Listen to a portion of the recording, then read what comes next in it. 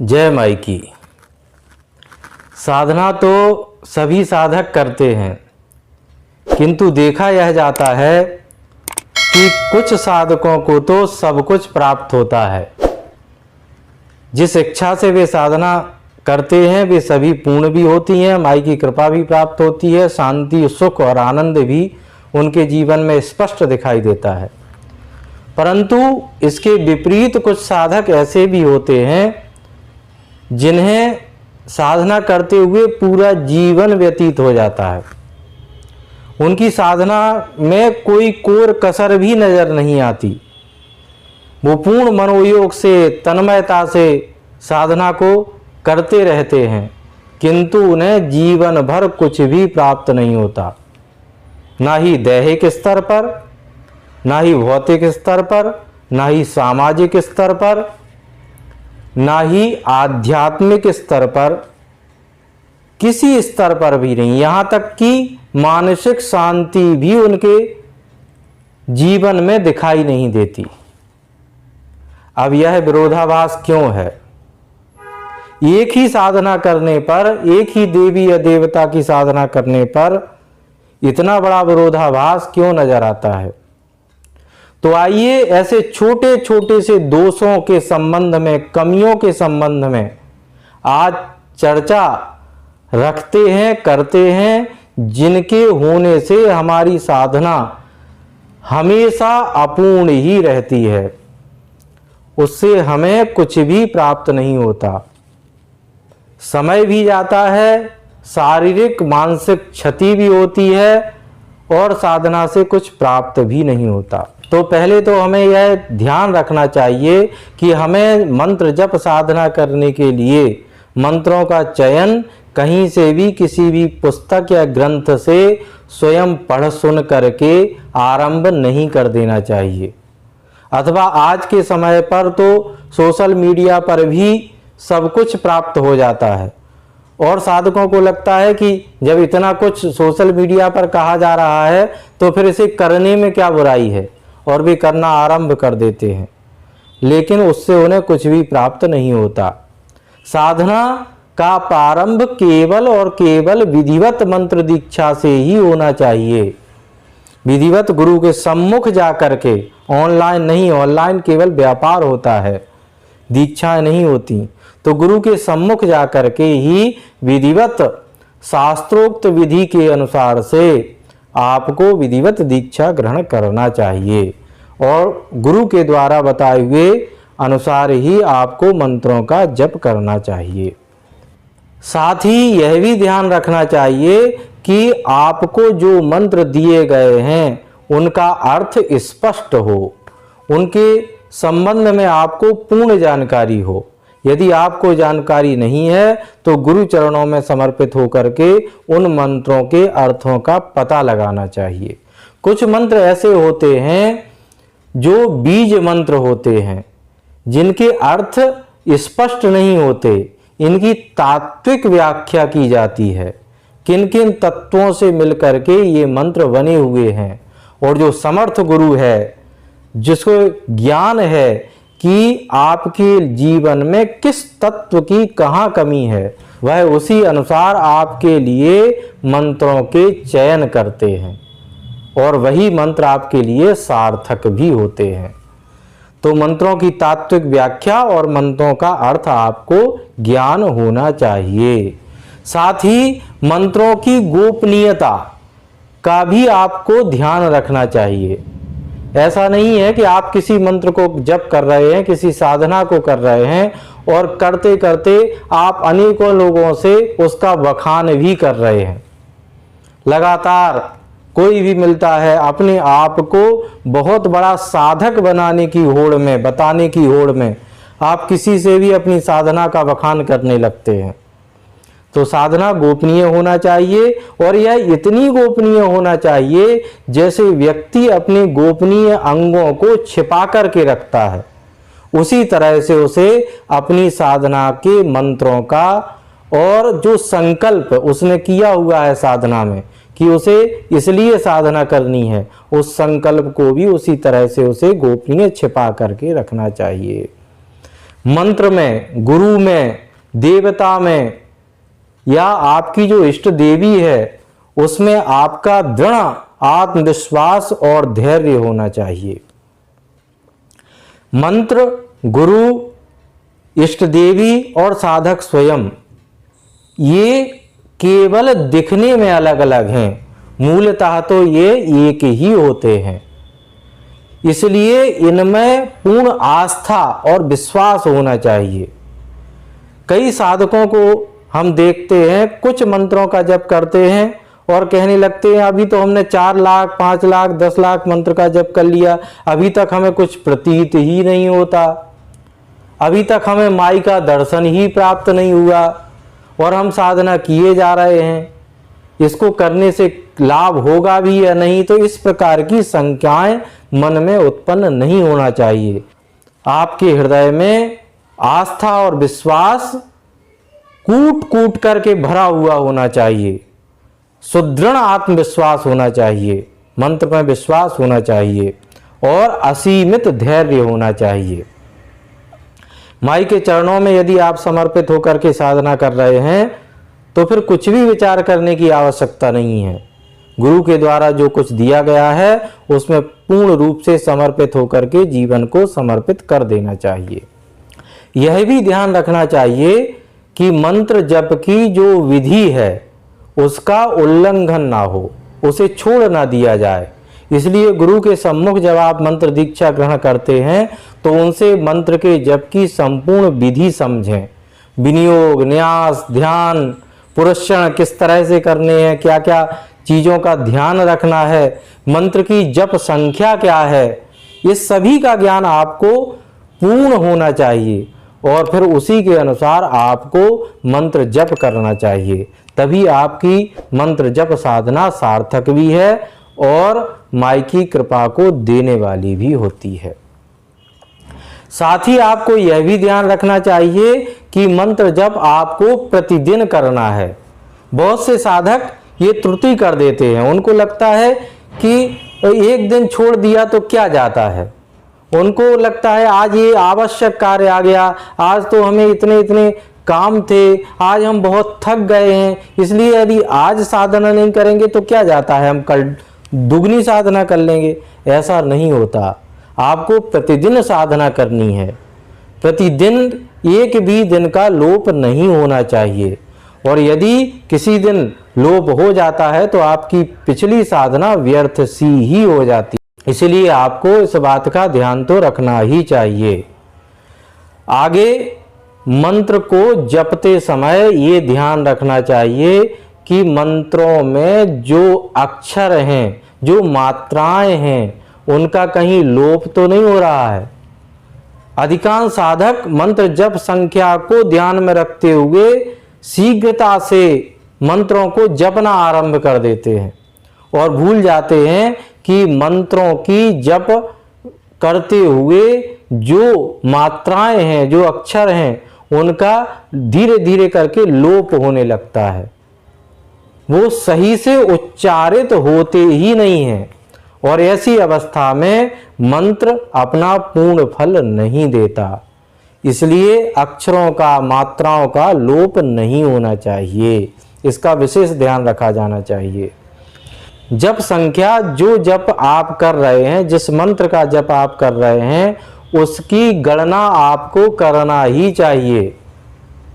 कुछ लोगों का ऐसा मानना रहता है कि गणना करने में ध्यान भंग होता है, इसलिए हम तो ऐसे ही बैठ करके साधना करने लगते हैं और मंत्रों की गणना करते ही नहीं हैं और फिर ये भ्रम के शिकार हो जाते हैं कि हमने तो कई करोड़ों जप किए हुए हैं।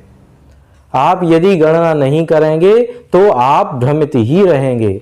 इसलिए एक नोटबुक बनाइए, डायरी बनाइए और उसमें प्रतिदिन अपने मंत्रों की जप संख्या लिखिए कि आपने इतनी संख्या में मंत्र का जप कर लिया है और इतना अभी और शेष है जो आपको करना है।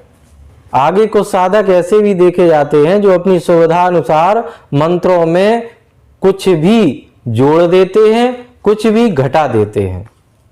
ऐसा नहीं करना चाहिए। मंत्र एक ऐसा दिव्य समीकरण है जो हमारे ऋषियों ने, हमारे गुरुजनों ने बड़ी परिश्रम से बहुत तप करने के बाद एक समीकरण तैयार किया हुआ है। आप अपनी अज्ञानता में, अपने लोभ के वशीभूत होकर के उसमें अपनी सुविधानुसार, अपनी इच्छानुसार कुछ भी जोड़ या घटा नहीं सकते। कुछ मंत्रों में जहां नाम इत्यादि जोड़ने होते हैं उनमें भी ये ध्यान रखना चाहिए कि उसमें विभक्ति इत्यादि का दोष ना हो। जो संस्कृतज्ञ हैं, जिन्हें पता है कि मंत्रों में किस तरह से नाम इत्यादि को जोड़ना है, उनसे ही आप विचार विमर्श करके कुछ जो मंत्र इस तरह के हैं जिनमें जोड़ा जाता है, उन्हीं मंत्रों में कुछ जोड़ा जाना चाहिए। अपनी सुविधा अनुसार मंत्रों को निर्मित नहीं करना चाहिए, इससे कोई भी फल प्राप्त नहीं होता और परिश्रम भी व्यर्थ का होता है। एक विशेष बात और ध्यान देना चाहिए कि आप जिस भावना के साथ, आपका जो संकल्प है, उसी के अनुसार ही मंत्रों का चयन करके, गुरु द्वारा मंत्र को प्राप्त करके मंत्र का जप करें। ऐसा ना हो कि किसी को विवाह करना है और वह बगलामुखी के मूल मंत्र 36 अक्षर का जप कर रहा है। इस तरह का कार्य करने से कार्य सिद्ध नहीं होते। इसका अर्थ तो यही हुआ कि आपको आवश्यकता तो सुई की है और आप हाथ में तलवार लेकर के निरंतर चला रहे हैं। ऐसा करने से आपका कार्य सिद्ध नहीं होगा, अपितु आने वाले समय में और बिगड़ेगा ही, जिससे आपकी श्रद्धा का हनन होगा। साधक को पूर्वाग्रहों से सदैव ही दूर रहना चाहिए।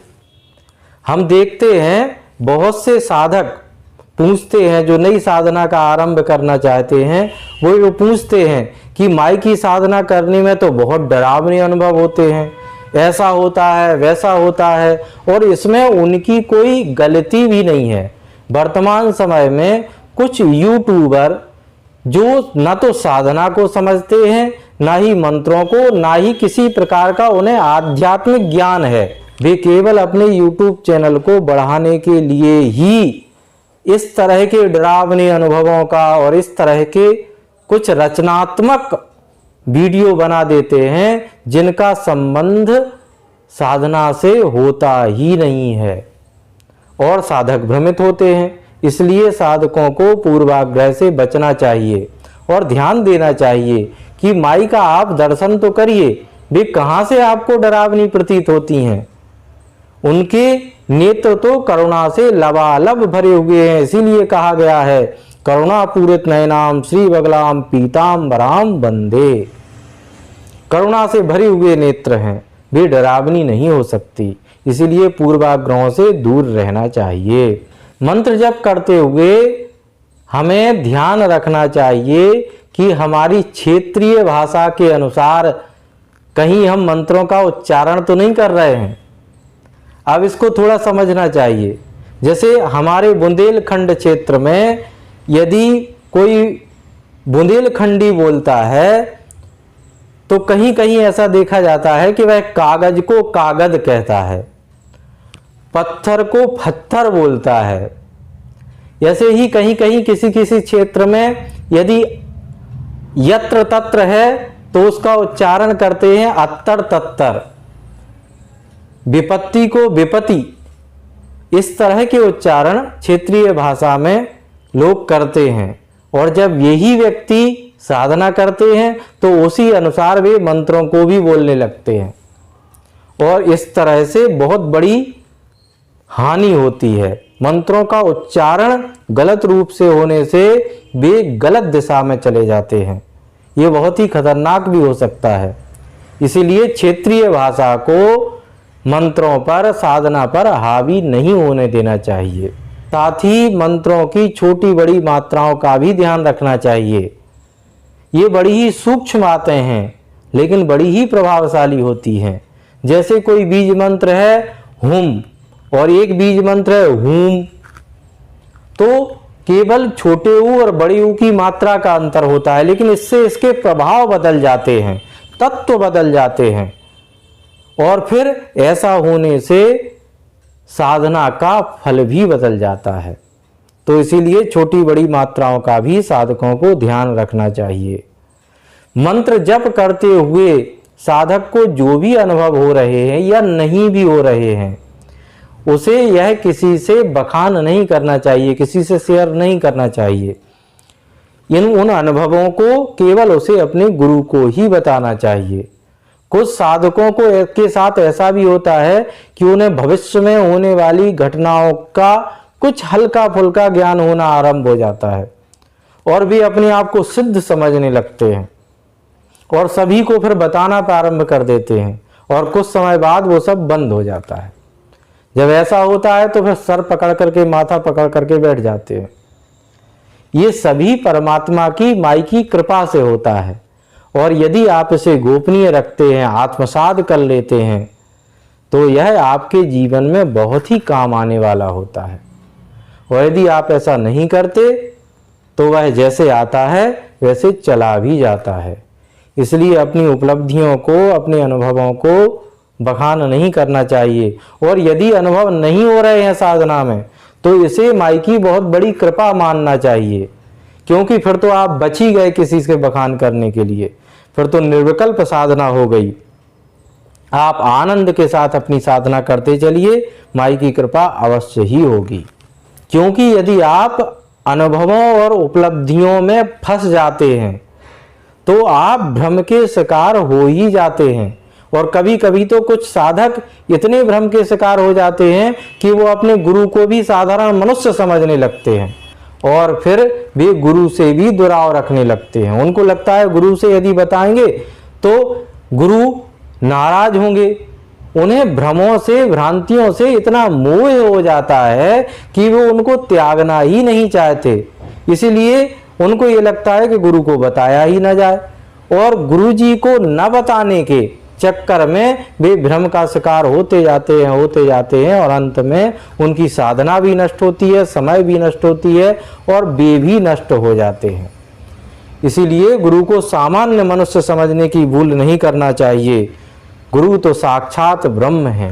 अंत में एक महत्वपूर्ण बात का सभी साधकों को ध्यान रखना चाहिए, वह यह है कि आप जो भी साधना कर रहे हैं, जिस भी मंत्र का आप जप कर रहे हैं, जिस विधि से कर रहे हैं, जिस संख्या में कर रहे हैं, उस सभी को करने के उपरांत उसे संपूर्ण माई के चरणों में समर्पित कर देना चाहिए। उसके फल में आपकी कोई भी आसक्ति नहीं होना चाहिए, कोई भी जिद आपके अंदर नहीं होना चाहिए। इस तरह की जिद कि मैंने तो इसके लिए किया था, अब यह कार्य होना ही चाहिए। आपको नहीं पता माँ ने आपके लिए क्या सोच रखा है, कितना अच्छे से अच्छा, कितना उपयुक्त और एक सुनिश्चित समय पर वो आपको देना चाहती हैं, और आप जिद के वशीभूत होकर के उनसे जबरदस्ती हठी बालक की तरह हट करना आरंभ कर देते हैं।